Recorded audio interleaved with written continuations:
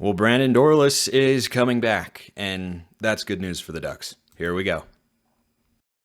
You are Locked On Ducks, your daily podcast on the Oregon Ducks, part of the Locked On Podcast Network, your team every day.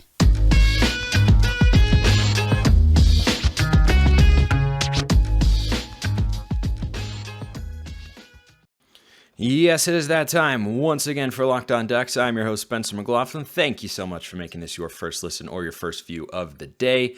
Part of the Locked On Podcast Network, your number one source to stay up to date with the Ducks. Please continue to like, comment, subscribe wherever you listen to or watch this show. We're coming up on a really cool number on YouTube. I don't want to spoil it in case we never get there and people decide they don't like me anymore. But I'm very grateful to all of you out there who listen to and support the show, sending questions, engagement, liking, it all helps. So it also helps Oregon's defense that Brandon Dorlus is returning. This is not something that I expected to happen. As time wore on, it was starting to look more and more possible that Brandon Dorlus would return, and I'll get into why he probably came back in a couple minutes. But just right off the top, this is great news for the Ducks. For a team that struggled getting pressure on the passer this year, and whose run defense struggled in one game, but otherwise was pretty darn good all season long, Brandon Dorlus is the sort of player that you want to have, because what he does is slides in as a starter, unquestionably, but there are no questions about what he can do. You know, even a guy who I want to come back like Casey Rogers, I do reasonably ask the question, is he able to become more active rushing the passer? I thought he was really good against the run this year, right? That big play against Utah, and when you watch him, kind of play by play as much as you can, he does a really good job holding his own in there. But the question, can he be more disruptive getting after the quarterback this year? Brandon Dorlus, you don't have to ask any questions. I don't have any questions. I don't have any reservations. If he can take another step forward this year, great. Fantastic. That would be awesome. But if he produces as much as he did this year, then he'd still be a player that the Ducks would want to have back. Now, you don't want his numbers from this year to be the most productive defensive lineman that you have, particularly getting after the quarterback. But this is a guy that you want to come back. All-Pac 12 second team this year, 9.5 tackles for loss, right? He's definitely better against the run than he is getting to the quarterback and actually bringing him down. But in terms of winning 1v1s, I thought he was even better than DJ Johnson, who led the team in sacks this year, at doing that. You know, when he was left on an island with a guard or a tackle, he can play inside and out. He was a 2-time Pac-12 Defensive Lineman of the Week. And a guy who I talked about on yesterday's show, Jordan Burch, I don't think this makes it less likely that Oregon goes after that sort of player, because Brandon Dorlus can play inside, he can play outside, and Burch can do that as well. And yes, it takes up a scholarship position, but again, as I mentioned on yesterday's show, for those of you who missed it, Oregon is over the limit right now. They just added a transfer linebacker who I'll be getting to with a guy who knows him pretty darn well a little bit later in the show. They're going to get down to 85 scholarships. I don't think there's ever been an instance where a program has been over 85. I think that's a requirement to play, frankly. You have to be at 85 or fewer. And Oregon is in the 90s right now. But a team has never, to my knowledge, and I've looked into this stuff too, because a bunch of you that have asked questions, what happens if Oregon stays over the limit? Haven't been able to find that out. I have asked around. I have listened to other people's shows. I have done some diving on the internet. I can't find anything, meaning it just isn't a thing that really happens. So I don't think that Duck fans need to worry about that too much. So I still think they could go add Jordan Burch, and having those two guys on the defensive line would be pretty darn great. But Dorlus coming back means you're getting not just a good player who comes back, right? Like Casey Rogers is a good player who I'd be totally fine if he comes back. If Dan Lanning and Coach Tuioti and Coach Lupoy think they can find an upgrade at that position, okay, great. But Casey Rogers was a good, solid, pretty disruptive player this year. But Dorlus is a guy who is not just disruptive, who isn't just good when he isn't making impact plays, but he's a guy who makes a lot of impact plays. 9.5 tackles for loss. That is a really, really good number. 2.5 sacks. Yeah, you'd like that to go up a little, but he's a defensive tackle by trade who's kind of adapted his game and shown the versatility to be able to play inside and out, which is another thing he brings to the table, right? If Casey Rogers decides he isn't going to come back and Jordan Riley is out of eligibility, then you're looking at holes at the defensive tackle position. But you can put Brandon Dorlus there pretty much as often as you would like, because that's what he was recruited to do. And he's a guy who, was not a super highly rated 3-star recruit, but has just gotten better and better and better. And when you look at his numbers, they are reflective of that. He's increased his total tackles and tackles for loss each year. He's had 2.5 sacks each of the last 2. He's had more pressures than that. Like I said, he's really, really adept at winning 1v1s and getting to the quarterback and forcing pressure and whatnot. He's got an array of moves. He uses his hands exceptionally well. I think the last defensive lineman who was as good at using his hands to get to a quarterback, I do not think the answer was Kayvon Thibodeau, right? Thibodeau's a better overall player, but Dorlus, I think, has better hand movement when trying to get around the guy who's blocking him.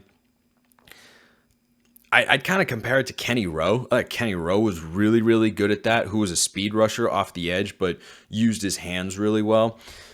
He has NFL traits. I think he can be an NFL player.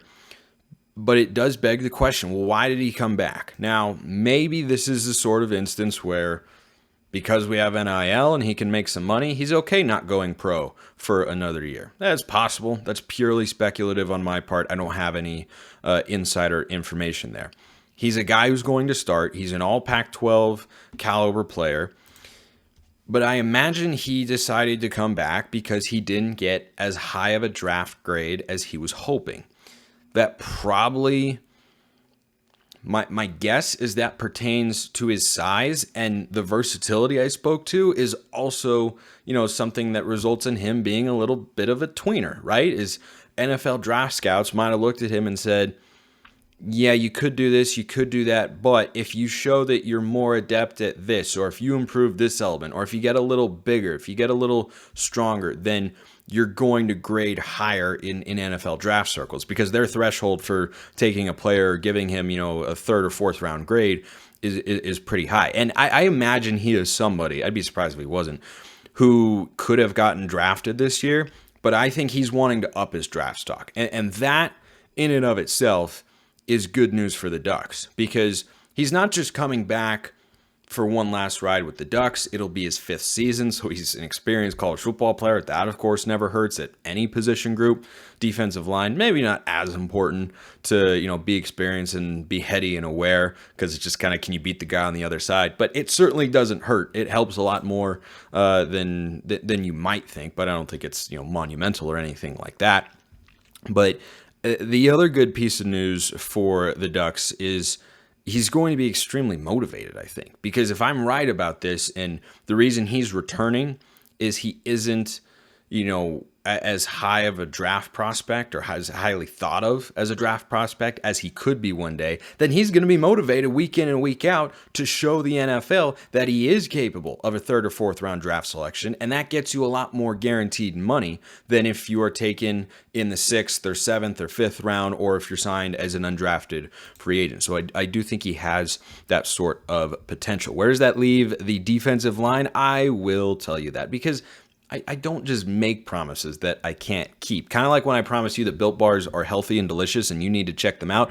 Yeah, you should do all of those sorts of things. We just got through the holidays, and one of my goals, just kind of generally, but around New Year's as well, is to eat a little healthier. And if you're like me, you want to eat healthier, but you don't want to compromise taste, I've got just the thing for you. You gotta try Built Bars. With Built Bars, healthy is actually tasty. They are so delicious, you won't even think they're good for you. They're perfect for your New Year's resolution. What makes them so good? Well, for starters, they're all covered in 100% real chocolate, but they're still low in calories, low in sugar, high in protein, and jam-packed with flavor. Churro, peanut butter brownie, coconut almond, and countless more.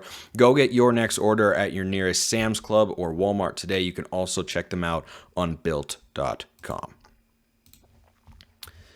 So as you look at the defensive line as it currently sits, Dorlus is going to be a starter. I don't think there needs to be any questions about that. Whether he starts inside or out could depend on personnel, could depend on the play. I think he's more well-suited to play on the interior. But does Oregon have a cadre of edge players at the moment that are ready to contribute at the Power 5 level and be high-impact players, replacing DJ Johnson? Hard to say, and frankly, the answer is probably no. Mateo could be one, but let's say Mateo is the recruit we all hope he is going to be, and he's a day one starter and impact player. Okay, great. Who's at the other edge? Mace Funa, solid player, but not a high impact guy, except for 2 games this year. Washington State, the pick 6, and some other good plays, and the Holiday Bowl against North Carolina.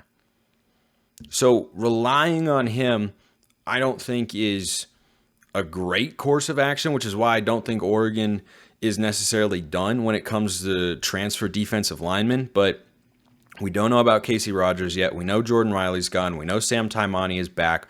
So you'll have a lot of the same guys. And I know that it's easy to hear that and say, well, the defense stunk this year.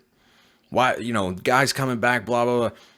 Oregon's run defense was really good. The pass defense, not so much.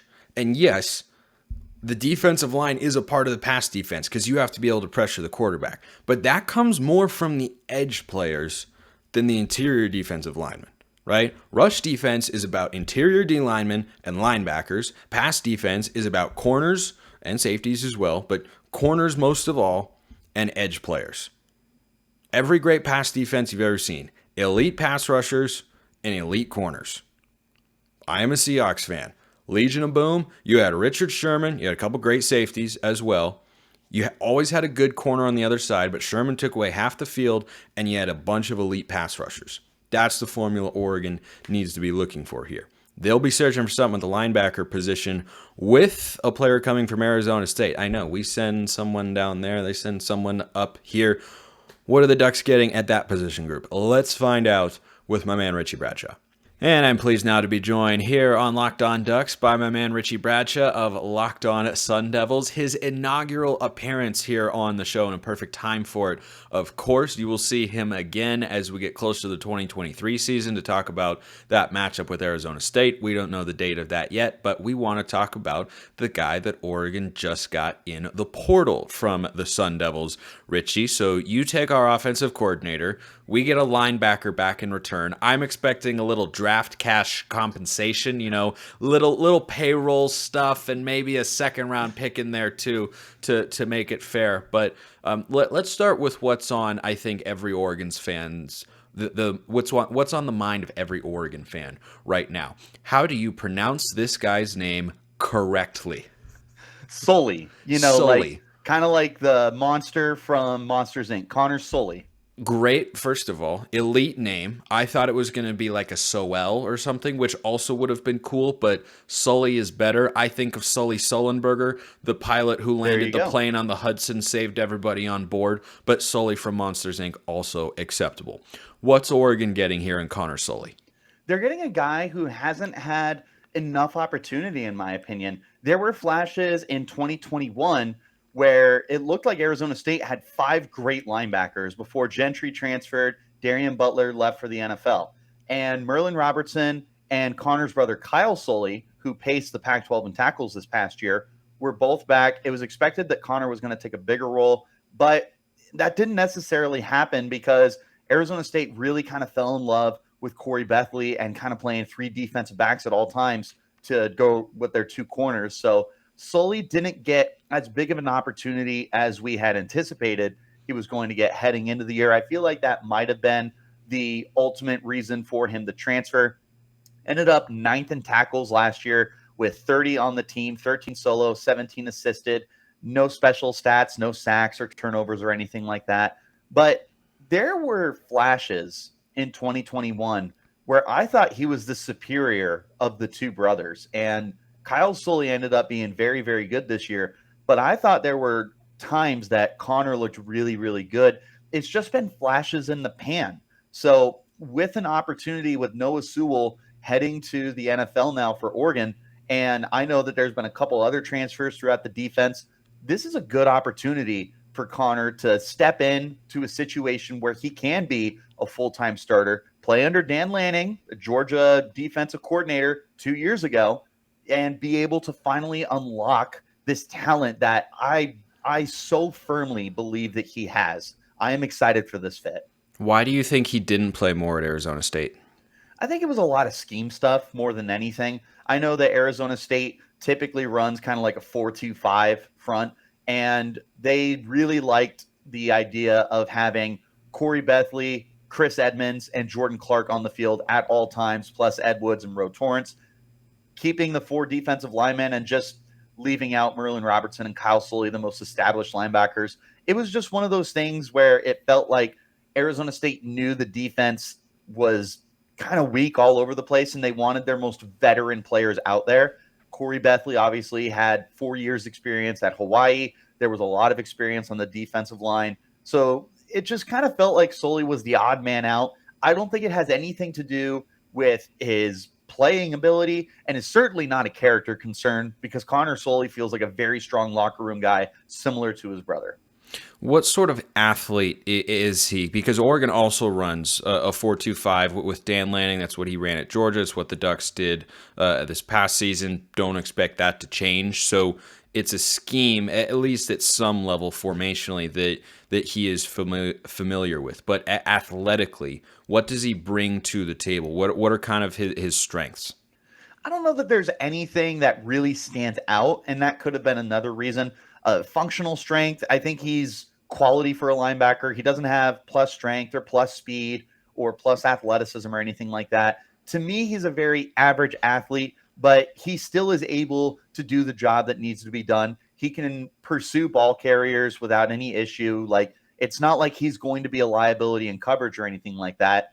If there is anything that it kind of comes on as a little hard for him, it's simply a lack of experience, in my opinion. And getting more playing time should be able to help him kind of figure that out, get the kinks and everything moving again, get all the gears rolling. It's just going to be a little bit of time, because he just hasn't had an opportunity to play, 80% of the snaps, 90% of the snaps. It'll just be a learning curve for him. But I don't think that there's anything that really stands out and you go, wow, this dude has A, B, C, and D, like you would with like a Devin White for LSU a few years ago, with how fast he was to the football. There's not really any one characteristic that stands out with Sully, but at the same time, there's not something that stands out and you're like, ugh, this is a weakness for him. Is he a special teams guy at all? To my knowledge, I think he was probably one of the guys that got out there for special teams, but I also don't know. ASU was shuffling so much on their special teams last year. They had 3 different return guys at different points throughout the season, and they definitely shuffle those guys around. But personally, I don't see a reason why you couldn't get him involved. I feel like that's definitely something that he could bring to the table for you guys. In like a worst case scenario, I feel like he could be a special teams guy. Yeah, it's curious when you go to the portal and add a guy who is, by all accounts, based on what you're saying, solid but not exceptional, or doesn't seem like he has a ton of untapped potential. It appears that there's some, right? But it's not like, sky's the limit. He's got over the moon potential, NFL caliber guy. It kind of appears almost, Richie, that he's someone who the Ducks are bringing in to add some depth to the linebacker position, and I suspected that they would do that last week on the show, but is that what he kind of feels like to you as a transfer? Rather than a plug-and-play, instant impact starter, he's a guy who is going to, see the field, play some snaps, but maybe not be locked into a starting spot. Yeah, without knowing the Oregon Ducks depth chart at the linebacker spot, I couldn't definitively tell you if he walks in there and is an instant starter, but he is quality depth. And I mean like very good quality. Like I said, there were flashes both 2 years ago and this past season where he looked really good. It was just one of those where Arizona State's schemes didn't have a lot of 3 linebacker sets, and he wasn't as good as his brother, and he wasn't as good as Merlin Robertson. So when there's 2 linebackers on the field, he's typically not one of those guys. But I really do think that there is some good potential here for him to be a quality starter, like we said. I don't know that I see a first team all Pac-12 linebacker, but I can certainly see a guy that Oregon can start for 13 or 14 or 15 games in a perfect world, right? And he can deliver a veteran savviness and attitude to a Ducks defense that, again, when you're losing Noah Sewell, that's going to be difficult to replace. Hopefully Connor Soelle is a step in the right direction. I'm going to be rooting for him to finally reach that potential that I think he has to be a quality starter. It's an interesting add given the scholarship situation that Oregon is in right now, where they're over a limit, to add a guy via the portal who you know is going to be on scholarship and is not maybe the highest ceiling of player. But it's also interesting that somehow, some way, this is the first time we've gotten my man Richie Bradshaw here on Locked On Ducks. We talk all the time on Locked On Pac-12, but ASU and Oregon will be a little bit more intertwined this season. So Duck fans, treat him nicely in the comments, please and thank you. We will hear from him again, and we appreciate you, Richie, taking the time to come on. Absolutely. For what it's worth, Ducks fans, I root for you guys pretty much every week as long as you're not playing Arizona State. Aww. I am definitely a bit of a Ducks fan at heart. I believe, I'll end it with this. I believe Marcus Mariota is the greatest college quarterback that I personally have gotten to see. There you go. I love him to pieces. Duck fans, do you need to hear anything else? No, I do not think so. Richie, until we meet again. Thomas also amazing. Look at this guy picking up brownie points Mamba. with Oregon fans left and right. He knows how to play the game, everybody. Thanks, Richie. Absolutely, brother. Certainly not the last time we will hear from Richie in the future, but let's keep it on the here and now and wrap up the show today with a question from someone who gets points for creativity on the YouTube comments name. And YouTube comments is one way to ask a question, Twitter another, at LockedOnDucks or at Smalls_55. 4 question marks and then 4 upside down question marks. I don't know how you want me to say it other than that, but he asks, Dante Moore looked pro-ready in the All-American Bowl. Did the Ducks make the right decision with Bo Nix? This is a tricky question, but an interesting one nonetheless. It is certainly very future thinking. However, yes, Dante Moore looked really good. I mean, really, really good. He made some high-level throws. That guy looks like he's going to be worth the hype. I am still and will forever be bummed we were not able to retain him and Bo Nix. But the question is implying that there is a binary decision between Bo Nix and Dante Moore. And I don't think necessarily that it was that it was set up like that, where if you have Bo Nix come back, then Dante Moore is going to go somewhere else. It's reasonable to assume it was a contributing factor, but I've talked to a couple different people about this, and I've heard the same thing. If Kenny Dillingham doesn't leave and Bo Nix returns, Dante Moore is still coming to Oregon. It was Kenny Dillingham leaving that really set all of that in motion more than anything else. So I don't think Oregon was choosing specifically between Bo Nix for a year or Dante Moore for the future.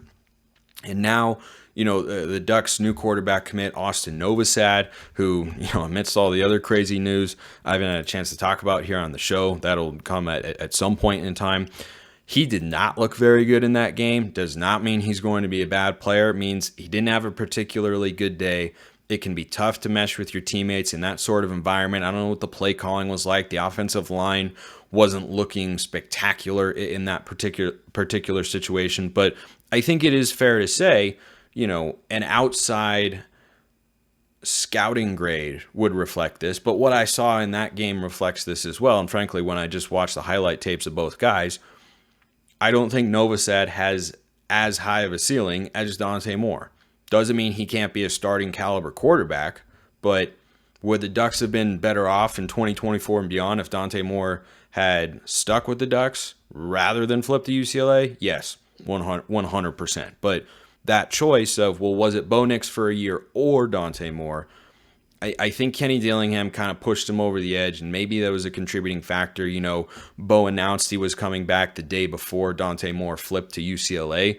Don't think that was a huge coincidence either, but overall, we'll see what Novosad can become. I think he's certainly a guy who needs to develop more than Dante Moore, who looked pro ready, right? Like all the hype and excitement we had for a long time, and unfortunately it didn't work out. Not an indictment on Oregon, just a reality of Kenny Dillingham getting hired away, and Dante Moore didn't want to go to a place that was rebuilding. He wants to be able to win now, and UCLA is a win now program, whereas ASU is a 2 to 3 year rebuild before they can really become that in a serious way.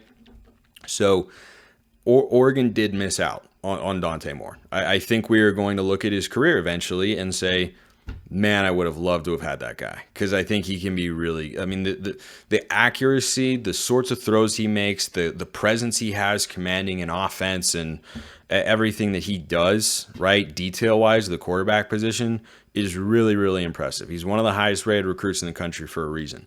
But I'm not going to just punt on Austin Novosad because of one bad outing. I mean, it looked pretty bad. Like, let's be honest about it.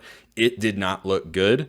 But that doesn't mean that, you know, it's so much of a downgrade that it's just going to be, oh, well, we're just going to have to end up going to the portal because he can never develop into anything. Like, no. Would it be more encouraging if he'd looked like Dante Moore did? Sure. But are we throwing in the towel on the kid before he even gets on campus because of the East-West All-American Bowl? The answer to that question, again, a firm no. Keep them coming. YouTube, Twitter, however you want. Appreciate everyone listening. Have a wonderful rest of your day, and go Ducks.